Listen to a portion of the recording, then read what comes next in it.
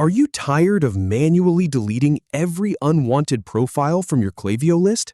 Learn how to remove an entire list of subscribers in just a few clicks. We'll dig through your settings to locate profile maintenance, select the list you want to purge, and confirm the deletion with a single 0.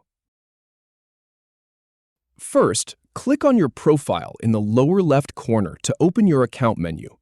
Then, click on Settings to get into your account preferences. Next, click on Other to reveal more options. Then, select Profile Maintenance to reach the deletion tools. Now, click on Select a List to delete so you can pick which group to clean up. Then click on All Text Message Subscribers from the list of options. Once that's set, click on Delete People to start the bulk deletion. A prompt will ask you to type 0 to confirm. Just type that in. Finally, click Delete to confirm, and you're done. Thanks for following along. If you have any feedback or if any info is inaccurate, please leave a comment below. We'll do our best to answer or redo the video if needed. Thanks for watching.